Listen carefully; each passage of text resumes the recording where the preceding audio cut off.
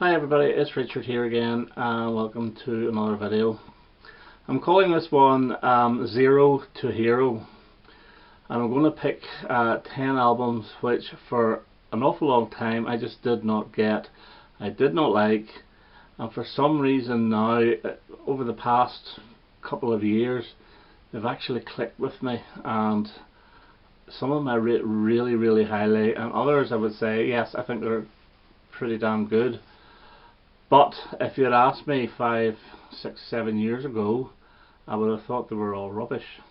So we're going to start 10 albums, all different artists, and I will have to show a CD for the first one because this one was never released on vinyl. And this is Tanita Tikaram's Sentimental from 2005. This is a 10-track album, very slow, very jazzy, and initially I thought very tuneless, which is a shame because Tanita Tikaram does have some really good melodies, and I thought, oh dear, this is dreadful. This actually nearly put me off buying her next album, which was released about 7 years after this, called Can't Go Back. But before it came out I played this again and I still thought it was rubbish, and then I didn't give up. I played it on the computer while I was working. I used to do a job where I had to work quite a bit from home, and I put it on the computer and I played it 3 times in a row, and bang, it really hit me. And this happens now to be my favourite Tanita Tikaram album. She is my favourite female artist of all time, I think, but this is the highlight. It is jazzy, it is slow. There's actually a Nick Lowe collaboration on this called Don't Let the Cold, which was the only song I actually quite liked because his vocals were on it. But now you get things like Something New, Play Me Again, My Love Is Beautiful, Don't Shake Me Up is great, Heart in Winter, Forever are all beautiful songs, really beautiful, and I just did not appreciate it at the time, so this is one of the 10. Next up, I hated this album. I thought it was dire, and that is Queen's, I want to sit back a little bit, Queen's A Kind of Magic. Again, getting back into vinyl, I never had this on vinyl, I had it on CD. I wanted to get all the studio albums of vinyl. I was only missing a couple, so I actually took the plunge and bought this. Thought, I don't know why I'm doing it because I don't like it.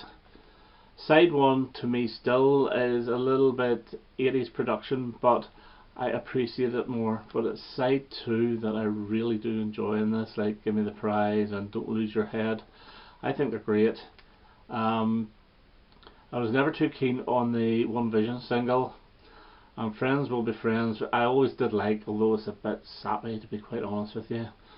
But Pain Is So Close to Pleasure I used to detest, but I actually quite like it.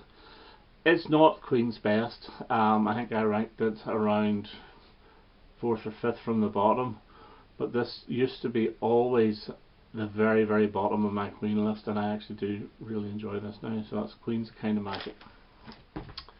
Next up, oh, I thought this was really difficult to listen to, and this is Genesis' The Lamb Lies Down on Broadway. The only 2 songs I actually liked off this were The Carpet Crawl, or The Carpet Crawlers. I could never tell what it's actually called. It's called The Carpet Crawl here, but I've heard it called The Carpet Crawlers, and Counting Out Time. But this one got the play in the car, the constant play. CD 1 played twice in a row, then CD 2 twice in a row, then back to CD 1, then back to CD 2. And it is a good listen, it really is. It's difficult at the start, but it does sink in. The Lamb Lies Down on Broadway is a great opener. Back in New York City is very good as well. It's one of those albums where it's difficult to pick out each individual song. It's more an album as a whole, and if you were making a Genesis compilation, Really, the songs that I've mentioned are the only ones that really get onto it. But yeah, I enjoy this. It's Peter Gabriel's last album, and then they go into my favourite period of Genesis, which is the late 70s with Phil Collins on vocals. So Lamb Lies Down on Broadway, used to detest it, now I think it's rather good. Next up, this one I showed on Record Store Day. This one blew me away. I bought this in CD. This is Lou Reed's Ecstasy. As I say, I bought this in CD when it came out, and I think I never managed to get through the whole of the album. I thought it was absolutely awful. Really was. I was only buying it because I had a Lou Reed collection and I added it to the collection. I took the CD out, it must have been about 6 months ago, and I played it again in the car for a week going to and from work. This is now my third favourite Lou Reed album. The song Like a Possum, which is about 15 to 18 minutes long, is so reminiscent of the Velvet Underground, but it is so excellent. Big Sky, brilliant. The whole of the second record here is probably the best of the two discs, whereas the first record would be the most accessible. But yeah, I love this album. Again, I'm not too sure on individual tracks, but I listened to this lately again, just put it on the record player. Wonderful. This is Lou Reed's Ecstasy from 2000.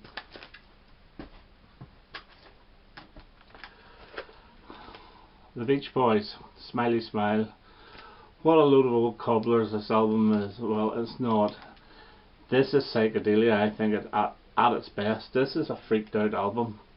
But again, played in the car, loud. This is wonderful. It does have heroes and villains, and a lot of people say Good Vibrations should not be on this because it doesn't fit.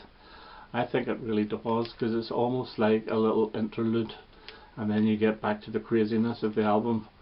But things like She's Going Bald and Little Pad are absolutely wonderful. Fall Breaks and Back to Winter is great. It is like them just messing about in the studio, but I love this. This is one of my favourite Beach Boys albums. It's not Pet Sounds, no, but this is probably my second favourite of theirs. I think it's great. Really, really excellent album. But and probably their last totally brilliant album. They've had some really good ones after it, like Friends and so forth, but I would come back to this one quite a bit. This took me years to like, but now again it's in my top, quite high in my top 10. This is a Tumbleweed Connection by Elton John. No singles off this, and this is got like the deep Southern American, or maybe almost Western American sound. Son of My Father's Gone, Ballad of a Well-Known Gun, all fantastic songs. Where To Now St. Peter, and a beautiful version of Leslie Duncan's Love Song. Yeah, this is very critically acclaimed album. It's not an easy listen to start with. Again, it would have been my worst of the 70s, but now it is rather high up. So this is Elton John's Tumbleweed Connection from 1971, or 70 actually.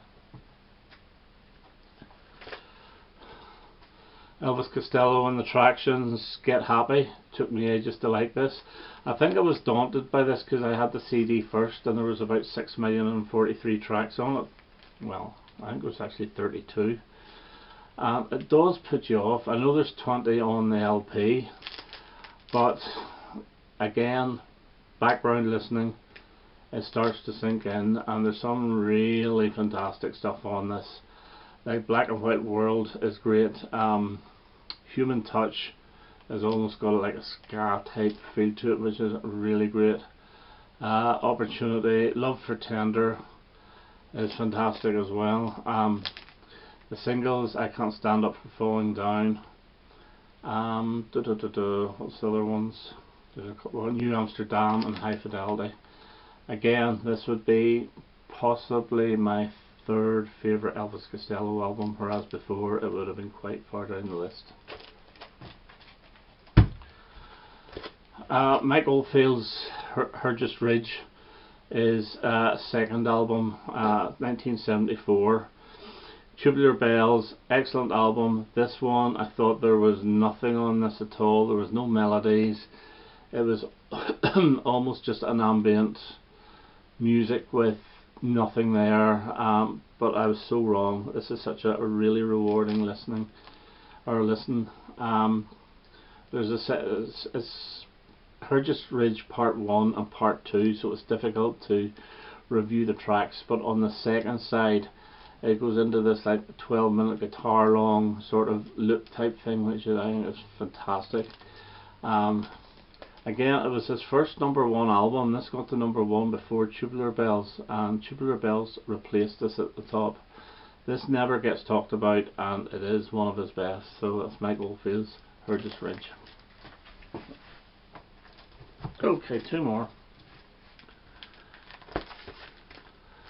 The Who, Tommy. Took me forever to like this. Only ever liked I'm Free and Pinball Wizard, and thought the overture, the See Me Feel Me, was pretty good, and that was it. Again, this is one of these albums, it's a little bit like the Kinks' Preservation Act 2. You just have to play it in the background and let it subconsciously sink in. Yeah, Acid Queen, good song. Couldn't tell you, I couldn't tell you which other ones I like. It just works well, it flows well, and it's a good driving album as well. So I used to have this quite far down. Maybe there's hope for Quadrophenia one day for me, I don't know. But this here to me is far better than Quadrophenia, and I thoroughly enjoy this. So this is the Who's Tommy. And I think probably the one that I really couldn't stand, I like two songs that everybody likes, and I had the CD, and I actually played the CD in the car, and I still didn't like it, and I thought I'm giving up on this, and I gave it one more try, and boy, it just, for some reason it just clicked. And this is now my favourite Pink Floyd album. This is The Wall. Everyone knows Another Brick in the Wall Part 2 and Comfortably Numb.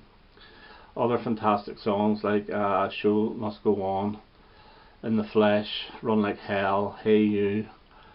Again, this is another one that flows well, and some of the songs I could not tell you, but it all works, and it's a really great listening experience. So this is Pink Floyd, The Wall, a real zero to hero album, and this trumps them all. It actually trumps Animals, which would have been my second favourite now. Well, it used to be my favourite, it's now my second favourite.